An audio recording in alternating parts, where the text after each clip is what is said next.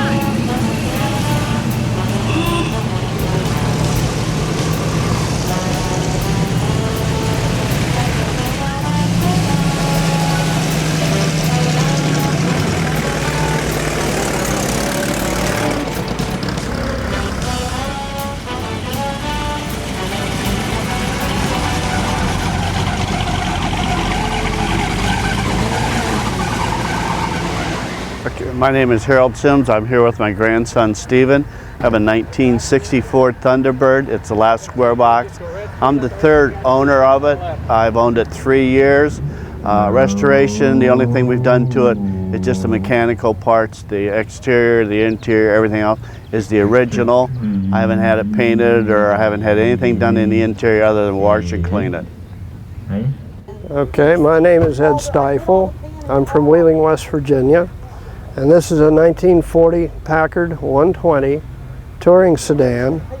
It was originally purchased by my great uncle in 1940, and he traded it in 1956, and I am the 6th owner of this car.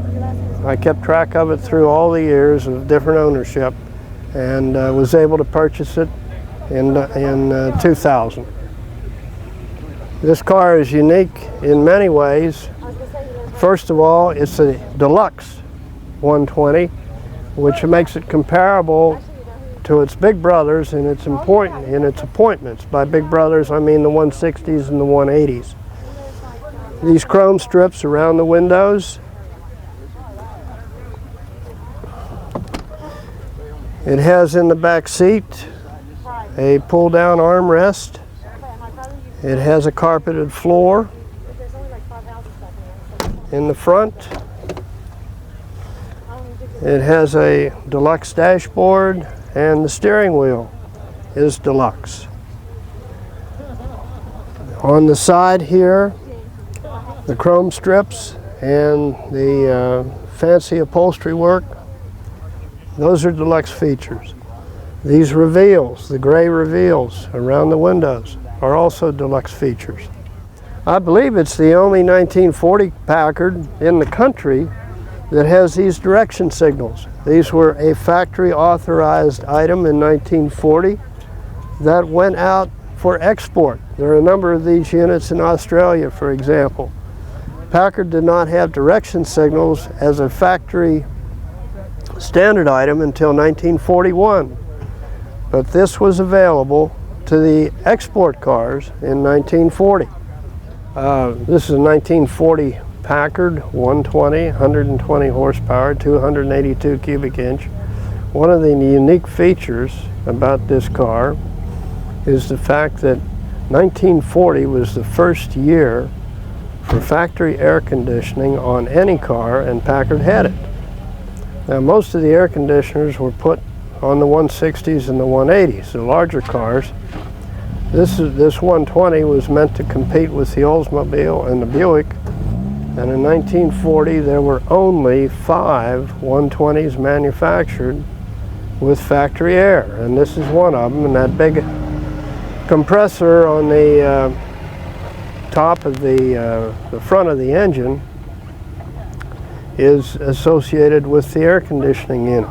Now, this is the cooling unit for the air conditioning system, and it has a deflector that comes out of the top of it and goes up into the package shelf of the interior of the car, and the air coming out of that cooling unit is about 40 degrees. The fourth unique feature of this car is the fact that it has overdrive, and it makes it a wonderful touring car. It's a very comfortable car to drive. It's a very fast car. We enjoy it on every tour that we take with it. Here's a beautiful 1937 LaSalle. The owner says he's camera shy, but I can film it. Look at the taillights on this 37 LaSalle. I'm Jerry Brown from Akron, Ohio. I've had this car, it's a 1935 Ford, a deluxe model, approximately 9 years now. It's a 221-inch V8, 3-speed standard shift, and I did all the construction work myself on it, all the restoration, and I'm just the third owner of the car. And I've known this car since I was 5 years old. I've been trying to buy it all those years, and I finally got it about 9 years ago. So, okay, the interior is like a kit form. I got it from Max Auto out of Detroit, or out of New York, and it does come in a kit form, and it's not too difficult to install, and it's an original material. Okay, the engine is a 221 cubic inch V8. and it didn't require any work at all. The guy previously had it overhauled about 40 years ago, and he put about 300 miles on it. So all I had to do is put some gaskets on it. It runs perfect. The car gets driven to every show it goes to. I have a trailer, but I don't trailer it. I like to drive it, enjoy it. Okay, the grill in this car is an original grill. It was in pretty bad shape when I got it. I had to do a lot of work on it, but I was able to save it. If I had to buy a new one, it'd be $8,000 for a new one.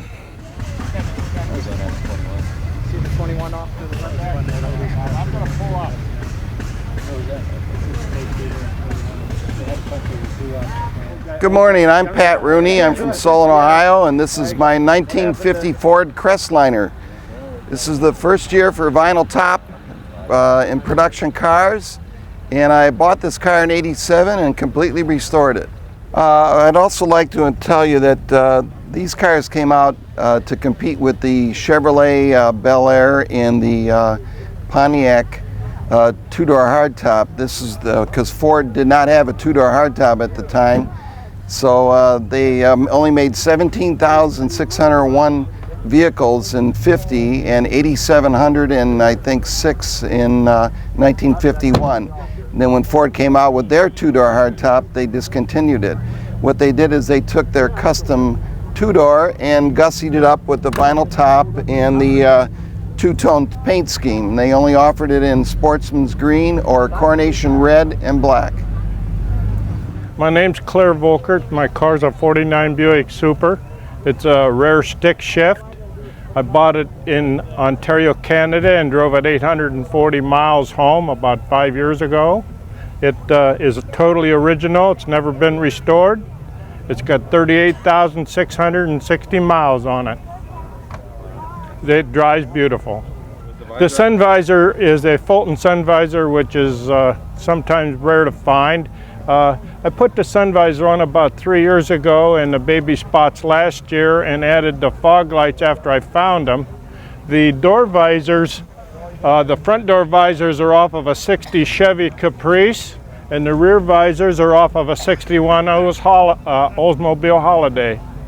The three holes here, that designates it's a Super, and they don't go anywhere. They're just for looks. And 49 was the first year for those, right? this car here, the 49 Buick, was only 1 year that they manufactured this style of Buick. 1 year and then gone. It weighs 5,100 pounds, and it starts very good. It's got a straight 8 overhead valve. Most of it, totally, the inside of the under the hood is as nice as the outside.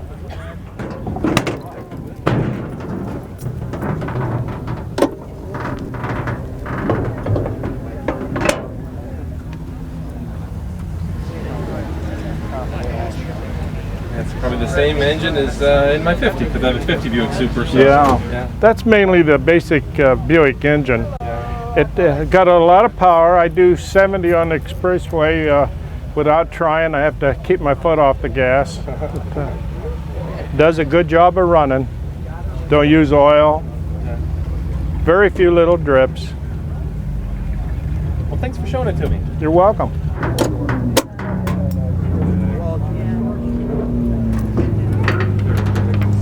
I'm not done yet. The duals are run into a muffler off of a 93 Ford panel truck or pickup truck, and they're converted on the center of the car to come out where they're at. I just had the radio rebuilt. I had a solid state vibrator put in it. I used to turn the radio on, and an hour and a half later it'd come on and go off and then come on again. And I had a new speaker put in it. Plays very, very nice. My name's Tim Dilliard. This is a 1955 Olds 98 Holiday. I bought it about 5 years ago. It took about 2 years to restore it. We drive it all over the place. We had it down in Mississippi in October. Drove it down, drove it back. One of the interesting things on it, it does get a little over 20 miles a gallon. It's got a V8 324 with a 4-barrel carburetor and still gets that kind of mileage as an average. Runs good. We enjoy driving it. We put about 4,000 to 5,000 miles a year on it usually.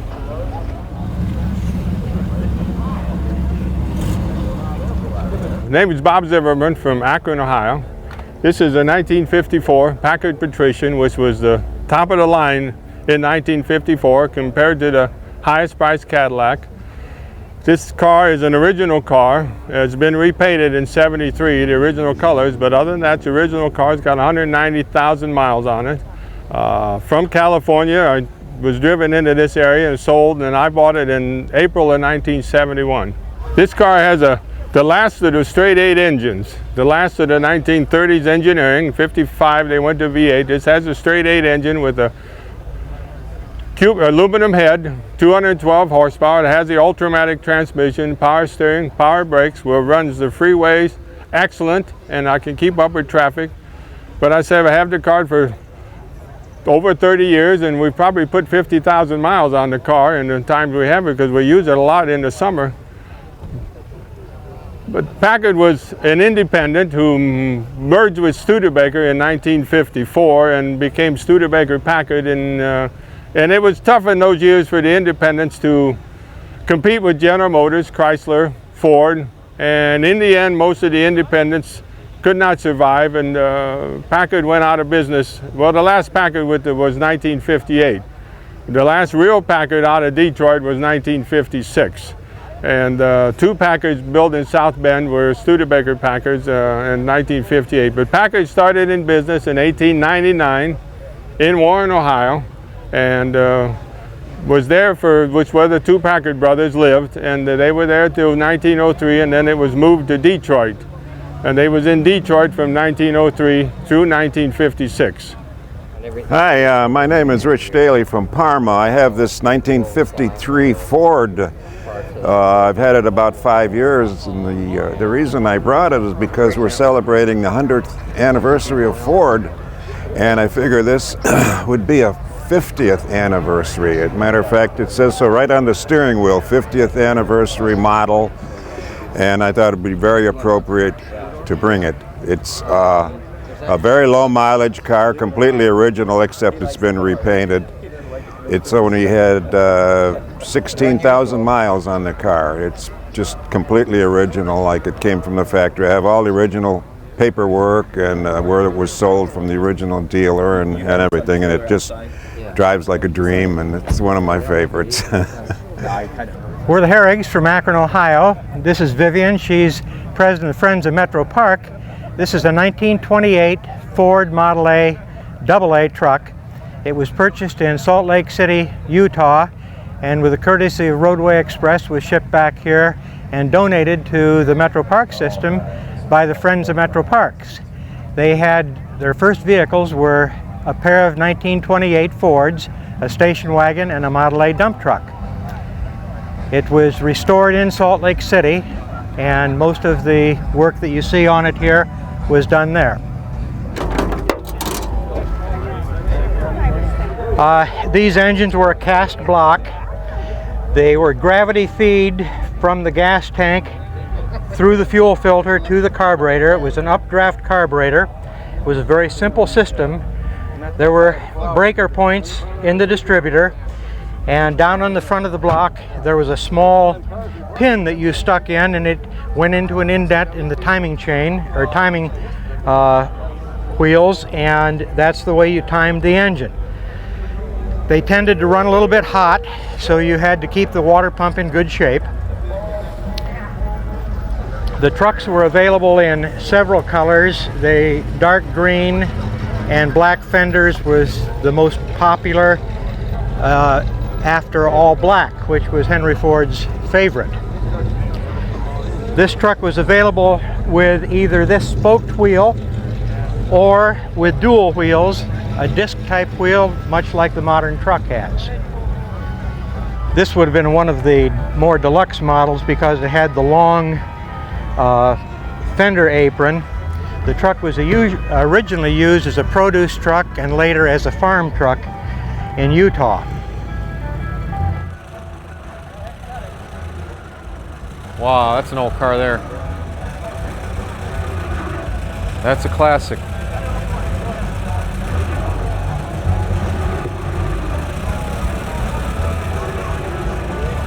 Wow.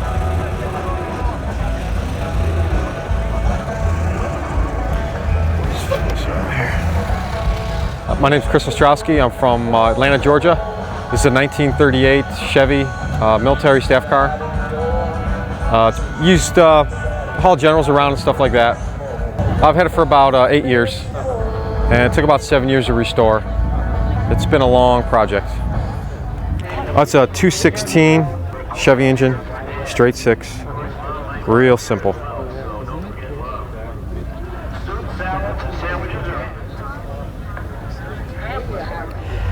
This is a 1966 Lincoln Continental. It was one of a series that were built from 1961 through 67. This particular car was found in Kenmore, which is a part of Akron, Ohio. It hadn't been run for 17 years because the man's first wife died and the second wife would not ride in the car. It was buried in trash, and it is pretty much now the way it was, with the exception of tires, replacement of a manifold, and fuel pump. It's a mechanical marvel to watch.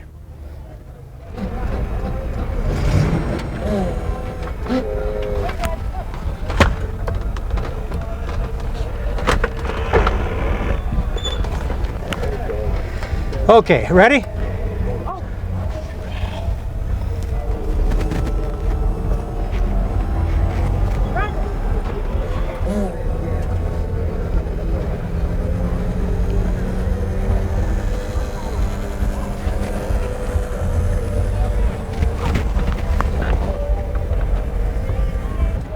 This top has around 9 relays and many limit switches. They were very temperamental and they could get stuck part way up or part way down.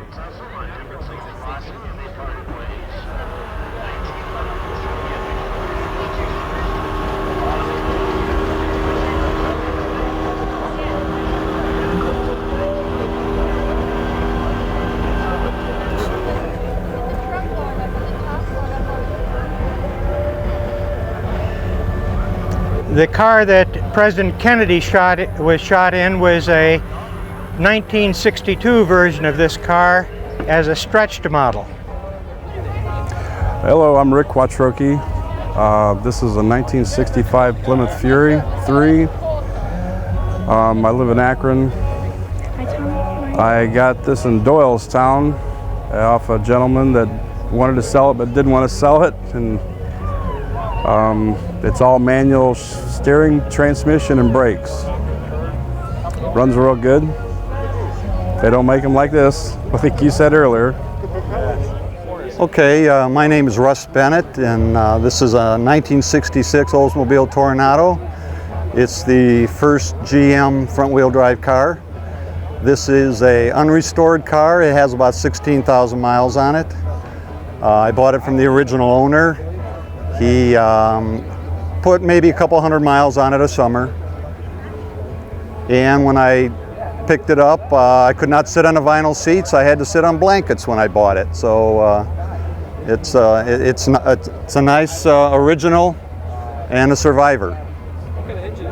It's got a 425 cubic inch. It's 385 horsepower. Top speed is probably 135 plus.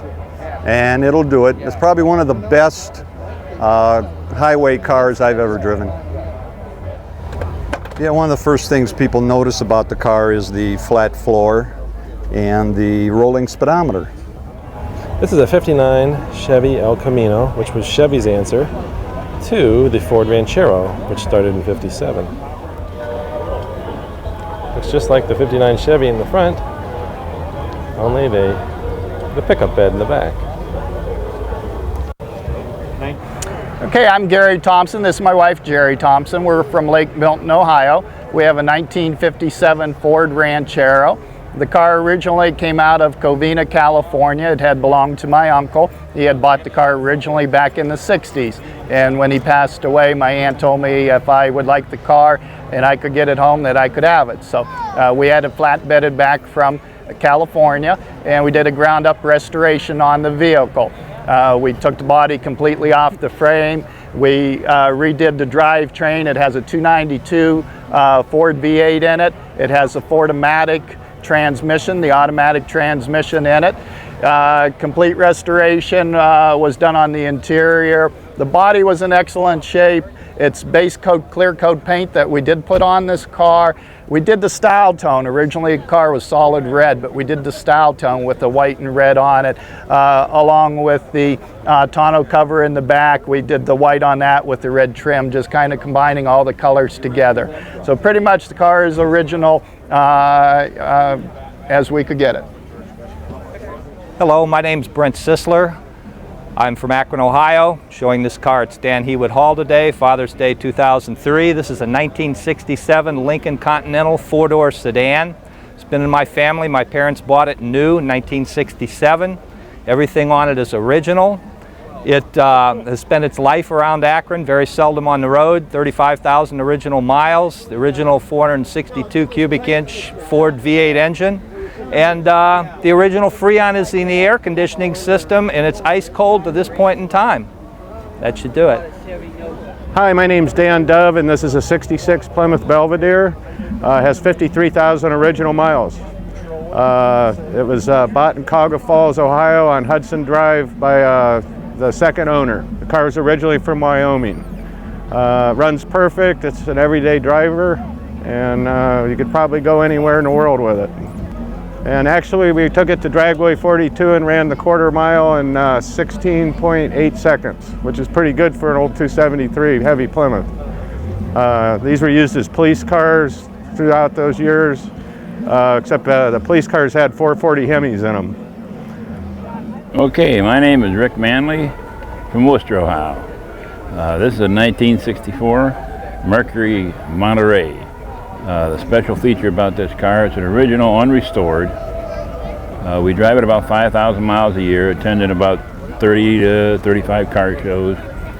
And it's what they got referred to as a breezeway design. The rear window retracts into the trunk. These cars, you can see how big the trunk is. They were always referred to as being able to haul a lot of dead bodies through the mafia, but couldn't prove it by me. There's a breezeway window we were speaking about. You open the interior vents and lower that window in the rain. It's just as cool as could be. That's about it. Good afternoon. My name's Harry Klug. I'm from Hudson, Ohio. I'm standing in front of my 1970 Cutlass Supreme convertible. It's an Oldsmobile. I'm a dues-paying member of the Oldsmobile Club of America. I've owned this car since April 1970. This is when my wife and I bought it new, and we've been the only owners this car has ever had. We bought it in San Antonio, Texas, when we were stationed in the Army at Fort Sam Houston, and it's just been a great car.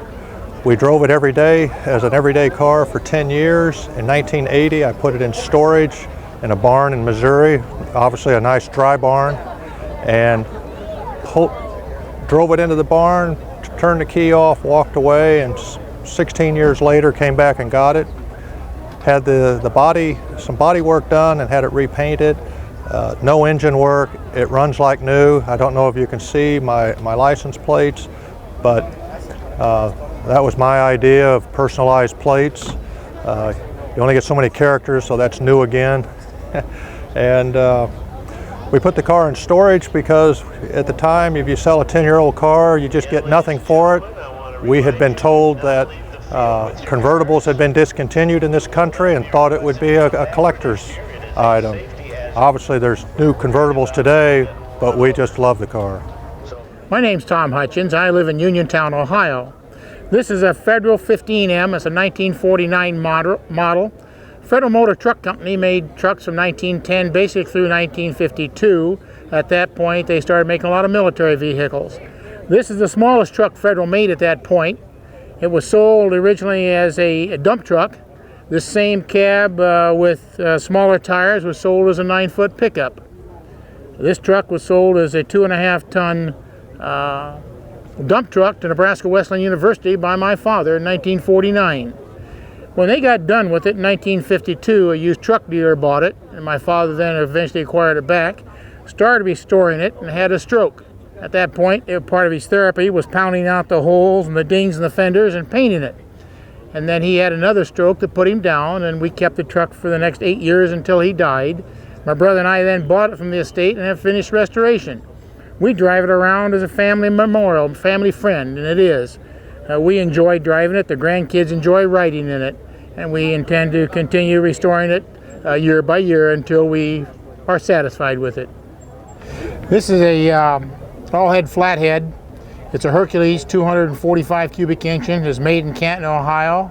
This same engine was used not only in Federals, it was used in air compressors and power plants and marine engines. Slightly different configurations, different water pumps, manifolds, starters, and generators. But it is a Hercules 245 cubic inches, about 93 horsepower, I believe it is. It carries the old girl down the road pretty good. Okay, my name is John Woofter from Akron, Ohio. It's a 1960 Ford F100 pickup truck. This also happens to be the 50th anniversary of the F100. The truck was bought in St. Louis last June. We bought off the second owner. The original owner had it for 28 years. He was an egg farmer. And then the second gentleman had it 14 years. Happened to talk to the owner of the dealership where it was bought in January 1960. I give him the original owner's name and he says, oh yeah, he says, your truck is green and white. So it's kind of unusual. We trailered it back from St. Louis last June. It's basically pretty much original. It has 79,000 miles on it, a V8 automatic, which is a real rare combination. The total production run of this body style was approximately 113,000 trucks.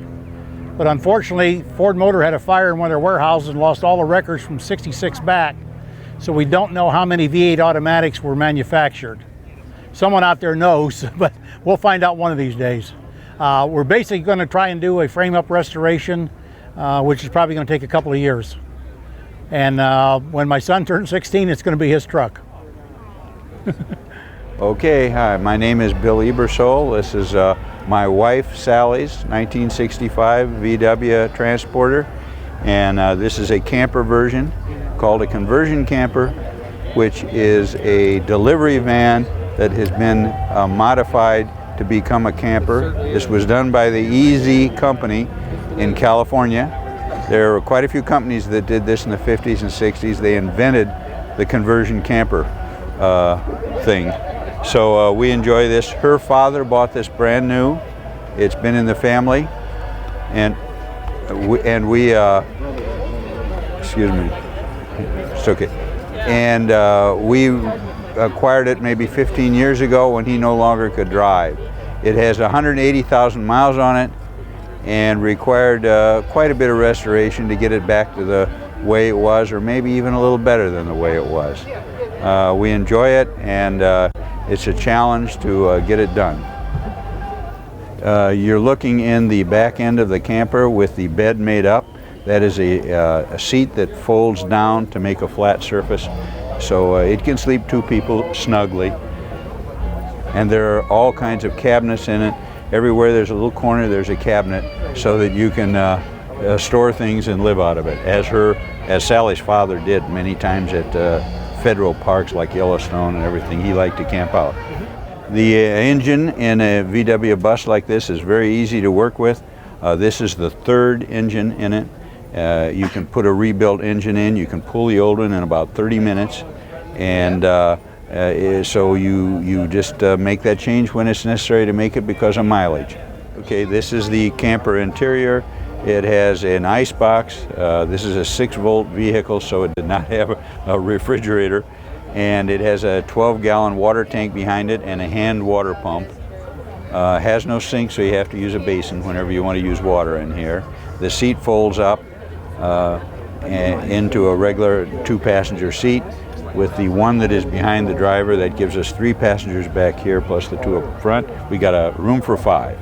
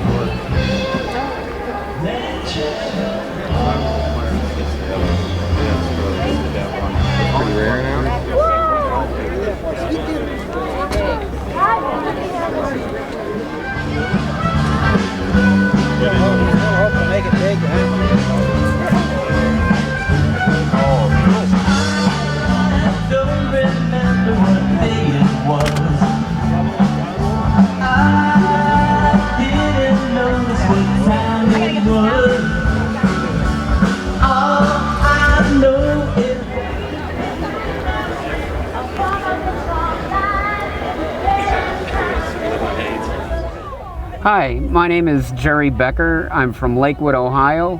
This is a 1970 Plymouth Fury 3 convertible. I've had this car since 1990. Found it in Paynesville, Ohio. It's an Alabama car. It was originally a 318 car. I didn't think it had enough oomph, so I put a 383 in it. And it's just been a joy to me and my family since I've owned it. And well, this is my girlfriend, who is this is Grace, and we just take this car whenever we can. Hi, I'm Dave Mesa, Akron, Ohio. This is a 1926 Model T Speedster. I found it on the internet in Christchurch, New Zealand. Brought it into the United States about a year ago. I did a mechanical restoration to it, and just kind of a fun car right now. I was told by the guy I bought it from that in 1931 it had done 100.6 miles an hour. Wouldn't be with me in the seat. Okay, it has an aftermarket racing head that was vintage from the 20s, made by a company called Rajo in Racine, Wisconsin, and has a number of aftermarket speed parts from the 30s and 20s, but at this point, it's Ford never made one like it, but it was what people would turn into the improvement on Dad's old car. That is the fuel tank on the car. Again, Speedster option. Probably holds 30 gallons. It is not just an oil drum that's put on the back side. It has a regular fuel gauge for it and baffles inside of it. And again, probably the summit racing of the day sold stuff like that. What would be the point of having that much fuel? Or is it? Probably no practical reason, but you know, it was an option that someone chose to buy. Thank you.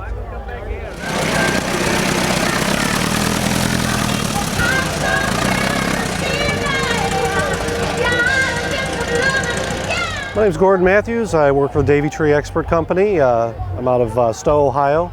Davy Tree was incorporated in Kent in the early 1900s. I'm standing here by one of our trucks. It's a 1930 Ford Model AA. It also has a shade tree sprayer on the back. I think it's from the early 40s. It's one of the vehicles that we take to car shows and then also to our certain trade shows that we go to.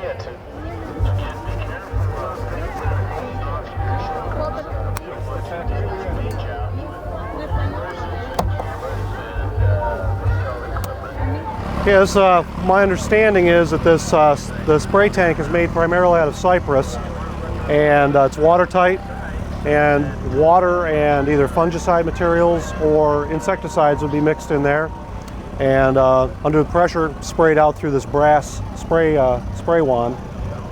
So what they used in the 30s and 40s. And nowadays our equipment is much more modern, a lot easier to operate than this is. This is a 1957 Studebaker Golden Hawk. I acquired about 2 years ago, a friend of mine, and it'll gonna be in a movie about another month or so. It'll be showing up to the Highland Theater, and I'm kind of proud that they asked me to be. It's a wonderful driving car. It drives a lot better when it's got radials. Right now it has the original tires that came on it. And I've had it as far as Cambridge, Ohio. Run pretty good. And thank you very much. I'm Mac McCandless. This is my wife Chris. And this is Holly. Say hi, Holly. And this is the 1908 Renault. It was brought over here in about 1952. And it's been in Southern Ohio ever since. We got the car in 1986. This one's a 4-cylinder. It's about 7.5 liters, which is about, I don't know, 480 cubes. Big cylinders, yeah. Yeah. Here's a 1912 Pierce Arrow. First they had some Woodies at the show.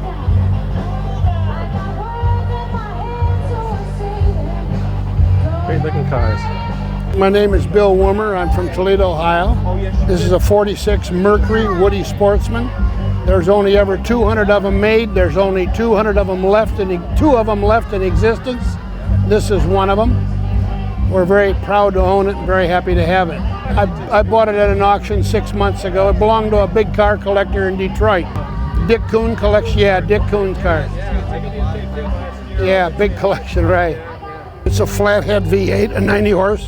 There's a lot of it original? Never been, it's all original. Oh, wow. That's just all original. That's amazing. Let me see if I can see.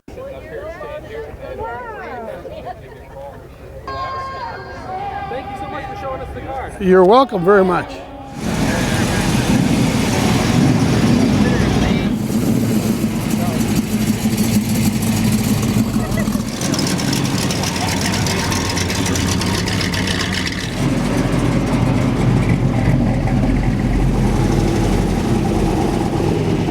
My name is Frank Tadero, and this is my 1960 Eldorado convertible.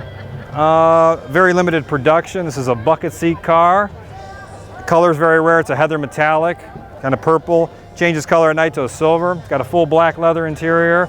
2 different hides make up the leather interior. I believe it is the longest car GM ever built. If you note the stainless steel going around the sides, the moldings, that denotes it Eldorado. Of course, it says Eldorado. And the interior is different, the motor is different than a regular Cadillac. It has the tri-power setup, 3 deuces, a 390 cubic inch motor. And it took about 4 years to restore, and it was a very solid car when we started. Had all the components with it, which made it nice. All the stainless has been polished. It's powder coated up in front on the control arms. And if you can see the sides, it's very straight and it's a very long car. Here's the interior. There you go.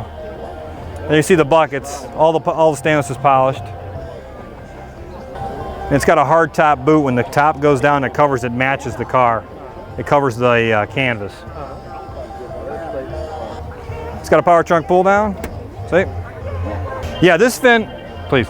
This fins are lower than the 59. The 59 have the 2 taillights coming out here. They incorporated into the fin here. It's a very The 59 is like an icon piece, but this is the most sleek model they built, I believe. They're very smooth. And you can see that, you know, it's real, like a jet almost, you know, the way Stream is. Kind of animated, more or less, you know.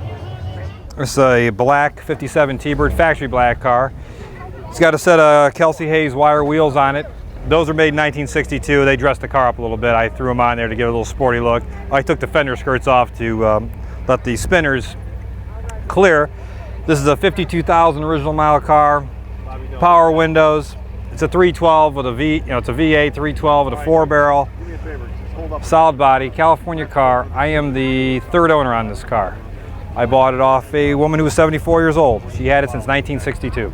It's a nice original car. It's no show car, it's a nice driver. We keep it clean, we keep it in good shape. Only summertime driver in Ohio, you know.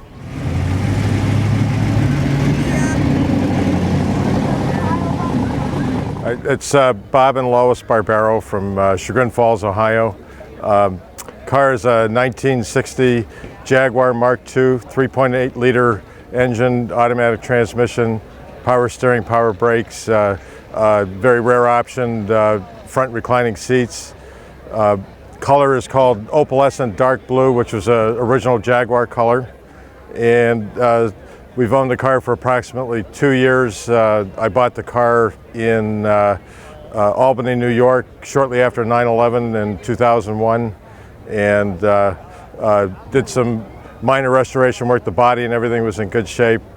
Engine had been fairly well maintained. We repainted the car, did some chrome work, new wheels and tires, and some interior work.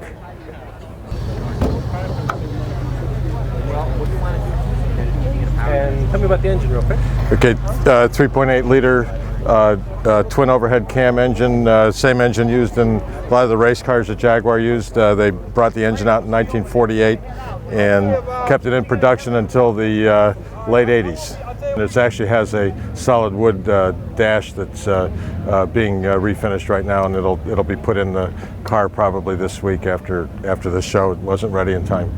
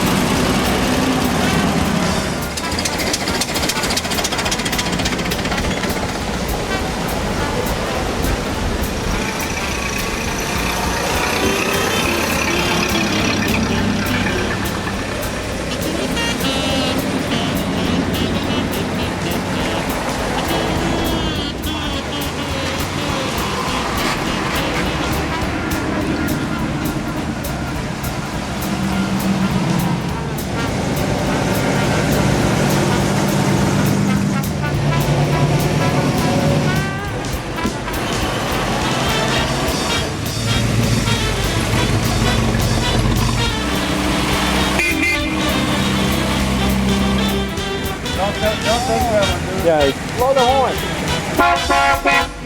Gotcha.